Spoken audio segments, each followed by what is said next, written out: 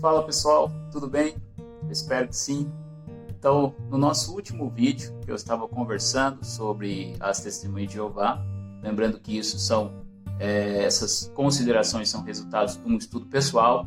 Eu sou um leigo, estudante da Palavra de Deus, né? E tentei ser o mais honesto possível e ser o mais verdadeiro possível, falando da fé alheia, com todo respeito, com todo cuidado, mas também não abrindo mão da verdade e da verdadeira prática cristã. Nós falamos no último vídeo sobre aquelas coisas que foram retiradas da Bíblia, da tradução do Novo Mundo, né? Se você não viu, tem o vídeo aqui no canal. E eu até estava lendo uma história bacana na página 1791 da tradução do Novo Mundo, essa Bíblia aqui. E veja como que eles concordam comigo. Tem uma ilustração aqui no segundo parágrafo, quando ele diz assim: como definir o texto padrão hebraico e grego a ser traduzido. Veja que interessante, segundo parágrafo, se você tem essa Bíblia, você vai poder conferir comigo na página 1791. Diz assim: podemos comparar essa situação com a seguinte ilustração. Um professor pede a 100 alunos para copiar um capítulo de um livro. Mesmo que o texto original daquele capítulo se perdesse mais tarde, uma comparação entre as 100 cópias ainda revelaria o conteúdo do texto original. Os alunos poderiam ter cometido alguns erros, repare. Os alunos poderiam ter cometido alguns erros, mas é pouco provável que todos eles tivessem cometido os mesmos erros. De modo similar, quando eruditos comparam os milhares de fragmentos e cópias de livros antigos da Bíblia, conseguem identificar os erros dos copistas e determinar o que o texto original dizia. Veja, quando os eruditos comparam os milhares de fragmentos e cópias de livros antigos da Bíblia, conseguem identificar os erros dos copistas e determinar o que o texto original dizia. Alguns dos conselhos são muito bons. Se eles seguissem, essa Bíblia seria completamente diferente. Hoje, nesse vídeo, nós vamos falar especificamente sobre essa tradução. Eu não quero usar argumentos de tradução de os melhores tradutores, não, porque seria até desonesto você comparar, né? Você dizer, por exemplo, vou pegar o meu carro, um Uno, e você dizer assim, mas o seu carro não corre como uma Ferrari. O meu carro não corre como uma Ferrari porque ele não é uma Ferrari, né? Se você quer saber, antes de você avaliar o meu carro, você precisa saber da capacidade do meu carro. O que é que aquele carro se propõe a fazer? Quando me entregaram, disseram, esse carro é 1000. Ele vai consumir combustível e não vai ter arranque, vai correr pouco, né? Eu já sabia disso quando eu comprei o carro, e então azar o meu. Mas quem tem um carro mais potente espera que o carro seja mais potente. Ou seja, a análise deve ser feita conforme a capacidade e as intenções dos tradutores. O que eles se propuseram a fazer quando eles disseram, nós vamos traduzir essa Bíblia. E é isso que nós vamos estudar hoje aqui. O que é que a Torre de Vigia, enfim, a organização que produz essa Bíblia aqui, o que é que ela está se propondo a fazer quando ela disse, vamos fazer uma nova versão da Bíblia? Não sei se vocês sabem, antigamente as testemunhas de Jeová usavam Bíblias comuns. Então, o que é que essa organização ela teve a intenção de fazer quando foi traduzir essa Bíblia, né? Bom, primeiro, a página 1782, tem um tópico aqui, o terceiro tópico, diz o seguinte: dependendo do contexto, o significado de uma palavra ou expressão pode variar. Isso aqui é muito importante. Isso aqui é uma verdade dessa Bíblia aqui. Realmente, a tradução não é uma arte exata. Não é como 2 mais 2 igual a 4, que você faz um cálculo e o resultado é exato.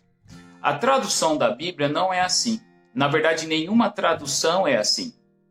Na tradução, você deve levar em conta o contexto do falador, né, de quem está falando, o contexto da situação, ou seja, onde é que ele está falando, e o contexto do ouvinte, para quem ele está falando. E o contexto do leitor, quem é que vai ler, né? Então você traduz vamos supor, você traduz um texto do apóstolo João, por exemplo. O apóstolo João escreveu aquele... Ele tem um contexto, ele é um judeu convertido ao cristianismo, foi um discípulo de Jesus, viu Jesus pessoalmente, andou com Jesus, foi apóstolo, foi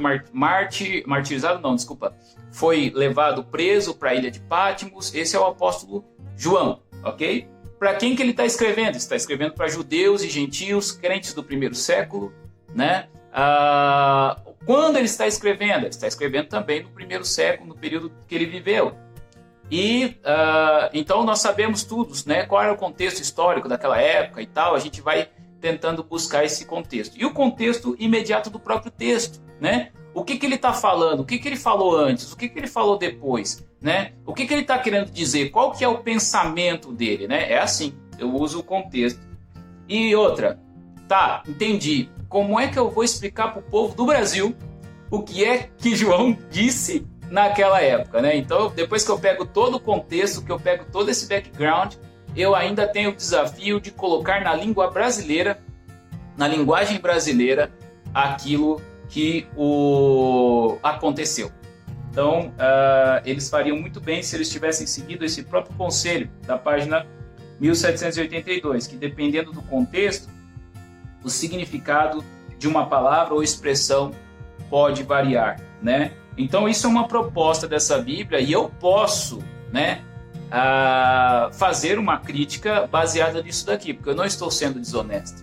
Porque os próprios tradutores se propuseram a levar o contexto em consideração quando traduzissem a Bíblia, não é? Outros pontos aqui, na página 1785, tem um resumo de o que uma tradução confiável precisa. Isso vai estar no final da página, se você tem essa Bíblia e quiser conferir. A página é a 1785 e diz o seguinte: uma tradução confiável precisa: primeiro, santificar o nome de Deus por restaurá-lo nas Escrituras. Segundo, transmitir com exatidão a mensagem original inspirada por Deus. Veja, transmitir com exatidão a mensagem original inspirada por Deus. Traduzir literalmente expressões do texto original sempre que o vocabulário e a estrutura da língua-alvo, no caso, por exemplo, aqui é o português brasileiro, permitirem. Depois, transmitir o sentido correto de uma palavra ou frase quando uma tradução literal distorcer ou obscurecer seu significado. Usar uma linguagem natural e fácil de entender que incentiva a leitura. Então, são esses 5 pontos que uma tradução confiável da Escritura precisa, segundo a organização que traduziu essa daqui. E eu vou pegar também aquela do contexto, tá? Também para colocar aqui. Contexto, considerar o contexto, tanto o contexto de quem lê, como o contexto de quem escreveu, como o contexto histórico da época, considerar todo o contexto, né? Então, nós já vimos aqui que o primeiro ponto, essa própria Bíblia falha. Não tem como ela fazer isso, né? Santificar o nome de Deus por restaurá-lo nas Escrituras. Ela pode até santificar o nome de Deus por não profaná-lo, mas restaurá-lo ela não consegue, né? Ela vai sempre utilizar algum nome que seja simbólico do nome verdadeiro que nós não temos, né, do tetragrama. Ela poderia ter colocado o tetragrama, ela estaria mais coerente com esse primeiro tópico, né, essa Bíblia, mas eles não fizeram isso, eles optaram por colocar Jeová, né, no lugar do tetragrama, o que usou um outro nome no lugar de Deus. Eu não sei, gente. É lógico que, em se tratando de Deus, é difícil de nós pensarmos como que Deus vê esse tipo de coisa.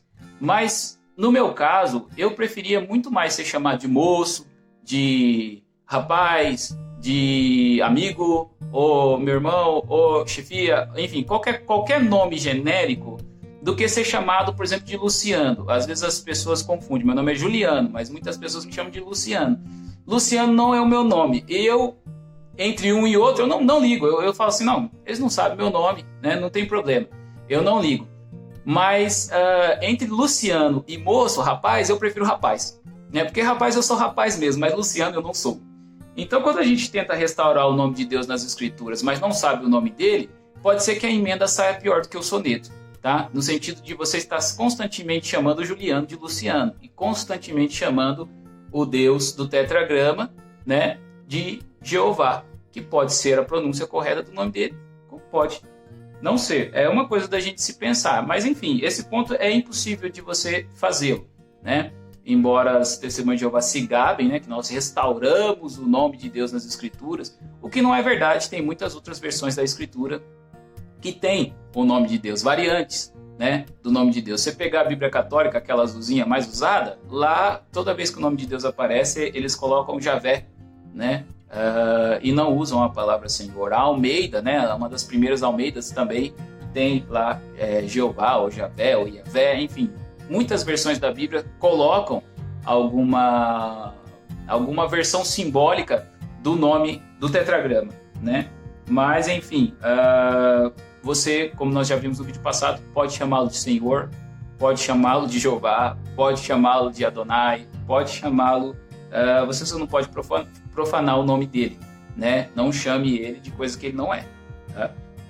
Bom, transmitir com exatidão a mensagem original inspirada por Deus. Aqui tem um ponto que a gente precisa dizer melhor isso daqui.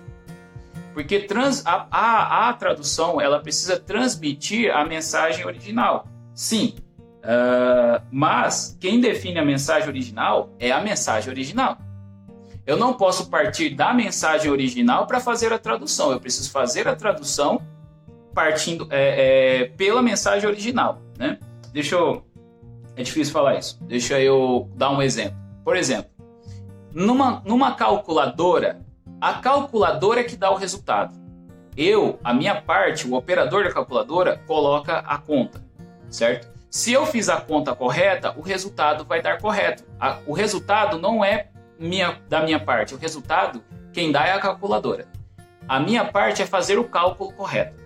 Então, uma boa tradução da Bíblia, ela não parte da mensagem original para a tradução, entende? A mensagem original, não é assim, tipo assim, olha, toda vez que ele diz isso, significa isso. Então, eu já sei disso, então quando eu estiver traduzindo, toda vez que ele falar isso, eu falo, não, ele não queria dizer isso, ele queria dizer outra coisa, porque eu já sei. Isso não é traduzir a Bíblia, né? Traduzir. Isso também não adianta você falar assim, eu coloquei 4 mais 4, deu 8. Aí fala, não, a calculadora está errada. Eu já sei que toda vez que dá 4 mais 4 dá 8, na verdade é 5. A calculadora não sabe a regra correta. Não, a calculadora é que sabe a regra correta. A possibilidade maior é de você estar errado. Então, ou seja, quando eu pego uma calculadora, eu tenho que vir aberto ao resultado que ela vai me dar. É justamente por isso que eu peguei a calculadora, porque eu não sei o resultado. Eu vou colocar as variáveis nela e vou deixar que ela me dê o resultado correto daquela conta. Então, mensagem original, transmitir com exatidão a mensagem original inspirada por Deus, né?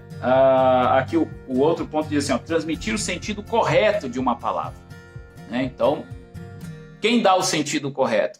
Ele mesmo já falou, o contexto, né? Que dá o sentido correto da palavra, que o apóstolo queria dizer, ou que o profeta queria dizer, enfim. Mas nós vemos que usar uma linguagem natural e fácil de entender que incentiva a leitura. Eu quero ler um texto para vocês, João, capítulo 1. Eu gostaria que você me explicasse se essa linguagem é fácil de entender e ela incentiva a leitura. Diz assim, versículo 3. Todas as coisas, João 1,3. Todas as coisas vieram a existir por meio dele, e sem ele nem mesmo uma só coisa veio a existir. O que veio a existir por meio dele foi a vida, e a vida era a luz dos homens.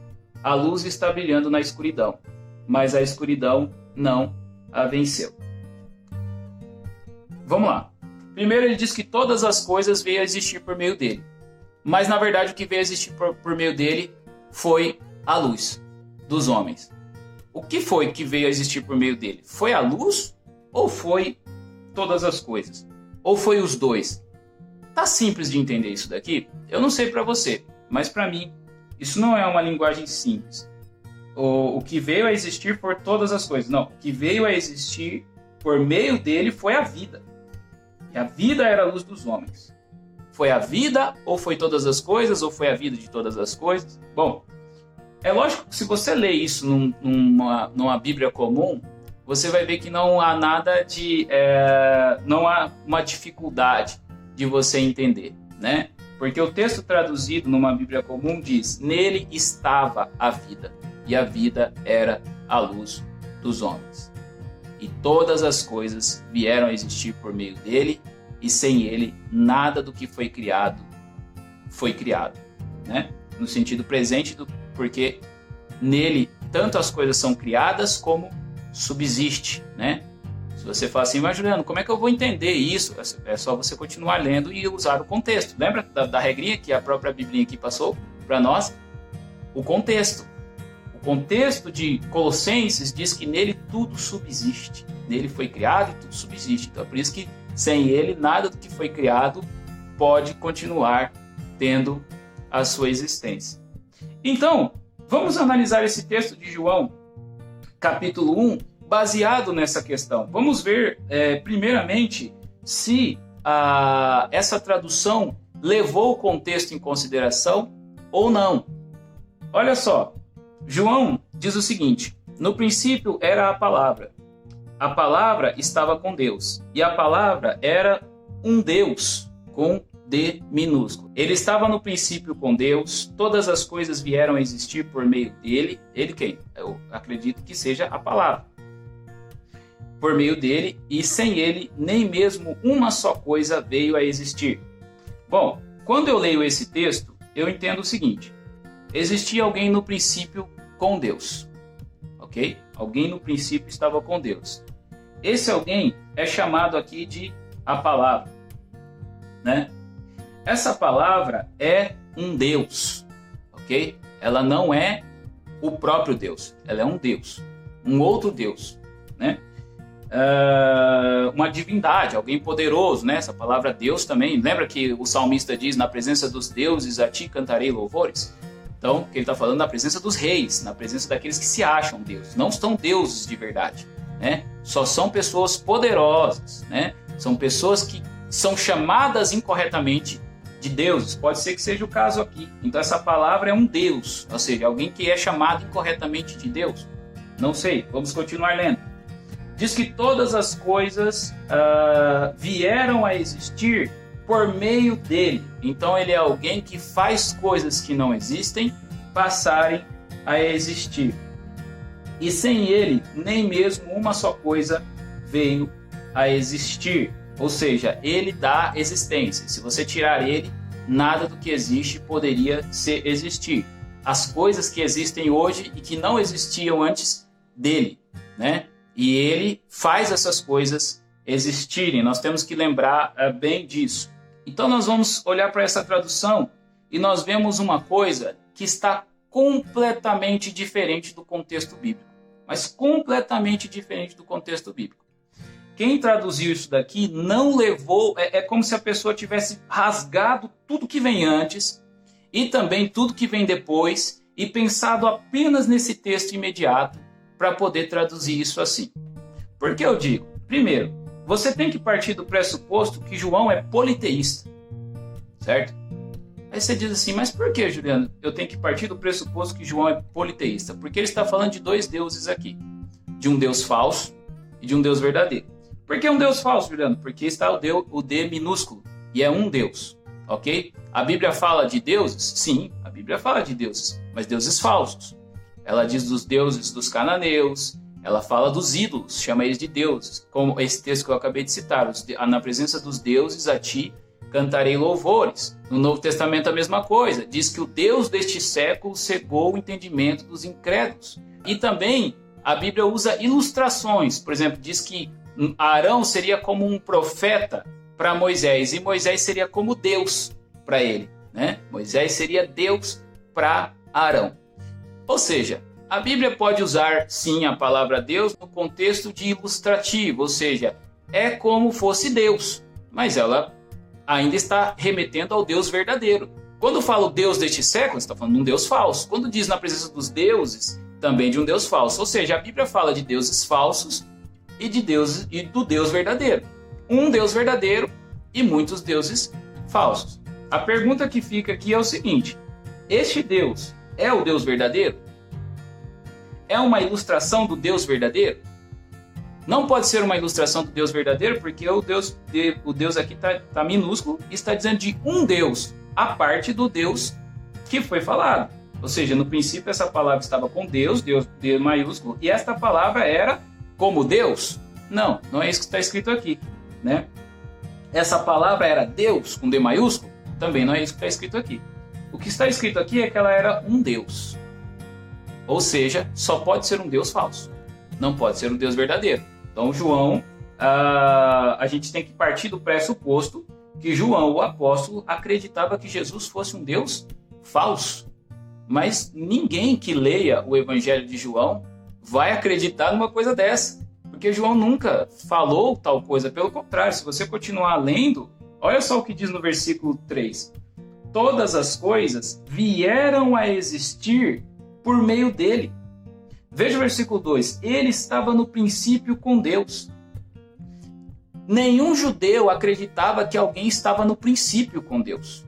Ninguém estava no princípio com Deus. Você tem dúvida disso? Abra sua Bíblia em Isaías 44, 24. Diz o seguinte: assim diz Jeová, seu resgatador, que o formou desde o ventre. Eu sou o Jeová, aquele que fez tudo. Sozinho estendi os céus. Então, antes que existissem os céus, quem estava com Jeová? Ninguém. Ele estava sozinho. Sozinho estendi os céus. E eu estirei a terra. E ele faz uma pergunta retórica. Quem estava comigo? Se você tem essa Bíblia, vai estar na página 1027. É exatamente isso que está lendo. Não estou lendo em outra tradução. Eu também não estou lendo outro livro. É a Bíblia. É essa Bíblia. É essa Bíblia que traduziu João dessa forma. Ela diz o seguinte em Isaías 44, 24. Assim diz Jeová, seu resgatador, que o formou desde o ventre. Eu sou Jeová, aquele que fez tudo. Sozinho estendi os céus e estirei a terra. Quem estava comigo?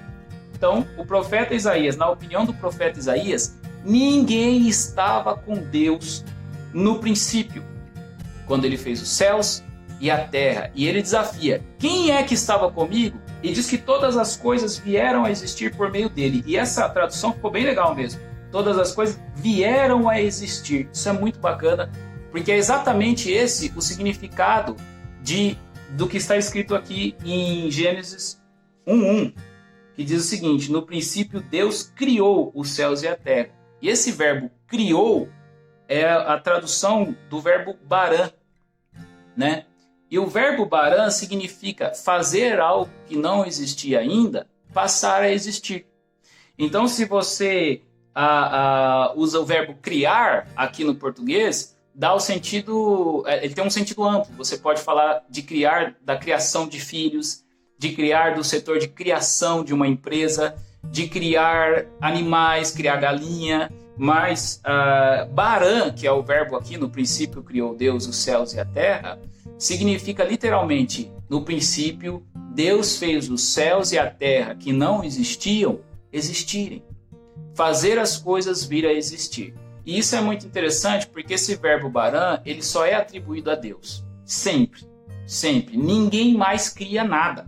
Ninguém mais chama a existência coisas que não existem, como diz o apóstolo Paulo. Ele ressuscita os mortos, o Deus que ressuscita os mortos, e chama a existência as coisas que não existem, né? Então Deus é que chama a existência as coisas que não existem. Mas nesse texto aqui, parece que o tradutor esqueceu isso completamente e atribuiu poderes divinos a alguém, a esse Deus aqui, que nós não sabemos quem é, um Deus, né? E atribui a ele poderes divinos, como, por exemplo, a eternidade, o poder de estar no princípio com Deus, quando o próprio Deus disse que estava sozinho, e também dá a ele o poder de criar as coisas, quando o próprio Deus diz que é ele que cria todas as coisas, por meio do verbo barã, que na palavra de Deus só é atribuído a Deus e nenhum outro, no contexto amplo da Bíblia, vai criar alguma coisa, a não ser que você chegue aqui em João e tenha somente essa Bíblia em mãos. Você vai ter a falsa ideia de que Jesus é um outro Deus. E o pior, você vai ter a falsa ideia de que Jesus era um Deus falso. E o pior, você vai ter a falsa ideia de que foi o apóstolo João que falou isso daqui. O que não é verdade. Jesus não é um Deus. Jesus é um com Deus. o apóstolo João nunca foi politeísta. Ele era monoteísta, ele só adorava um Deus. Aqui ele diz que Jesus criou todas as coisas porque o próprio Jesus lhe disse: eu e o Pai somos um.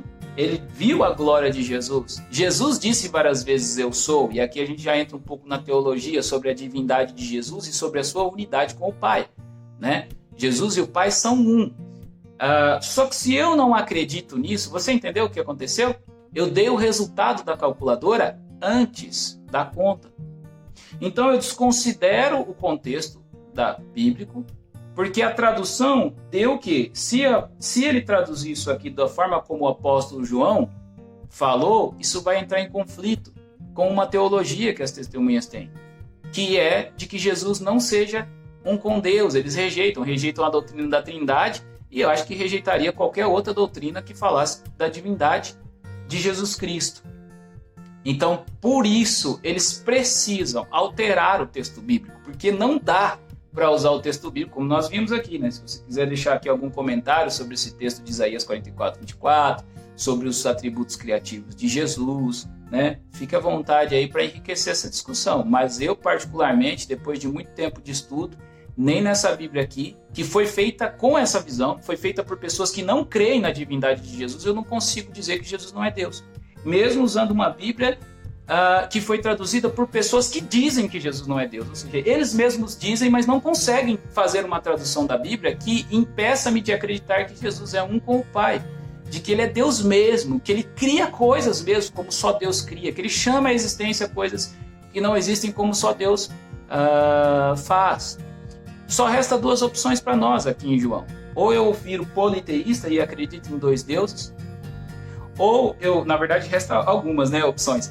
Ou eu viro politeísta e acredito que Jesus é um Deus e Deus é outro Deus e que ele é digno de adoração.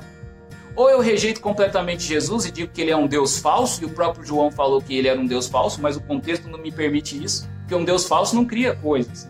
Um Deus falso não está na eternidade no princípio com Deus. Eu não posso dizer que existia um Deus falso junto com Deus no princípio, entende? Então, ou seja, só me resta uma coisa. Joga a Bíblia fora, ou acredito em Cristo e eu adoro, e o sirvo, né? Mas se eu servir a Jesus do jeito que ele é exposto nas Escrituras, né? Se eu aceitar que ele é criador das coisas, e se eu aceitar que ele estava no princípio com o Pai, e se eu aceitar que o apóstolo João era um homem de Deus e não um homem falso que estava querendo, na verdade, perverter a imagem de Jesus, ao invés de mostrar quem ele realmente é, eu não vou poder aceitar isso daqui. Eu não posso. Não dá para servir dois senhores. Porque uma coisa é esse Deus, esse um Deus que está aqui. E outra coisa é o Deus Filho, Jesus Cristo, das Escrituras, que o apóstolo João está tentando nos mostrar. Mas parece que alguém daqui está tentando esconder. Quando alguém se propõe e deixa bem claro suas premissas, mas não as honra, eu me sinto no direito de dizer para ele: você não está coerente com esse texto. Você não está coerente com aquilo que você propôs a fazer. Você disse que entregaria uma coisa, mas entregou na verdade outra.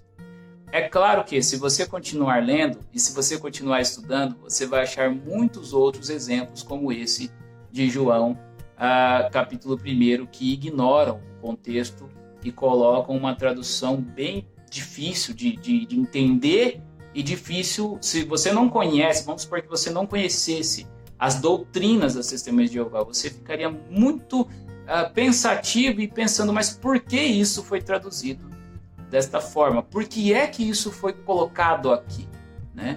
Nós só conseguimos entender isso porque nós temos Testemunhas de Jeová para vir para a gente e falar aquilo que eles acreditam para a gente poder entender. Agora está entendido. Então foi por isso que isso foi traduzido assim. Porque não há outro motivo para fazer essa tradução. O contexto não dá isso, né? Não precisa fazer isso. Simplesmente traduz o texto, e o que o apóstolo João está fazendo é isso mesmo, ele está falando. Veja bem, olha gente, é o apóstolo João, ele era judeu, né? Eu sou cristão, para mim é fácil dizer que Jesus é Deus. E para quem não era um judeu, né? Lembro que quando Jesus disse, antes que Abraão existisse eu sou, os judeus pegaram pedras para atirar nele. Olha a coragem do apóstolo João de dizer com todas as palavras. A palavra grega é theon, que é o objeto direto da palavra theos, né? Que significa literalmente Deus, né? É daí que vem a nossa palavra teologia. Então João escancara e usa a palavra Deus para dizer para Jesus: veja, os judeus poderiam pegar pedras para atirar nele, ele poderia ser perseguido, ele poderia ser acusado de blasfêmia, por muito menos. Mas ele não fez isso. E eu não aconselho você a fazer isso, né? Não rejeite a divindade de Jesus, seja por medo ou seja por qualquer outra coisa. Eu não sei, talvez você seja uma testemunha de Jeová e eu acredito que o preço seja muito caro para você estar assistindo esse vídeo e estar concordando comigo nesse momento. Essa é a minha oração, que o Espírito Santo toque o seu coração para que você entenda o que está acontecendo aqui, a seriedade disso tudo, né? E se arrependa dos seus pecados, porque é isso que você precisa fazer agora. Se você entendeu o que eu estou tentando te explicar, o que você precisa fazer agora é se arrepender diante de Deus por ter blasfemado o nome de Jesus, por ter acreditado numa heresia, e voltar às Escrituras e dizer: Senhor, a partir de agora eu vou deixar que o Senhor fale comigo e eu não vou falar mais nada, vou ficar quieto, me arrependo dos meus pecados e eu quero te conhecer melhor, porque eu não te conheço. Esse é o meu desejo, é isso que nós vamos fazer, é isso que nós temos que fazer, né? Arrepender-nos dos nossos pecados. Eu espero que esse vídeo comprido tenha te ajudado. Se você gostou desse vídeo, deixe o seu like, né? E ajude-nos a fortalecer esse canal e ore sempre por nós. Esteja sempre orando por nós e pense com carinho. Se você falou: grande besteira, não, veja o vídeo novamente, leia você mesmo, pegue a sua Bíblia, busque ajuda, busque informação e principalmente peça a Deus que esclareça você, porque sem Ele nós não somos nada, sem Ele eu não estaria gravando esse vídeo, sem Ele nós não compreenderíamos nada. É Deus que nos dá a graça e a humildade para reconhecermos quando nós estávamos errados. E foi Deus que me deu graça para estudar todo este tempo, para poder fazer vídeos assim. Eu espero poder gravar outros, mas se esse for o último vídeo sobre esse assunto, eu já estou mais do que satisfeito de poder ter exposto para você um pouco do Evangelho. Deus te abençoe, que te dê paz.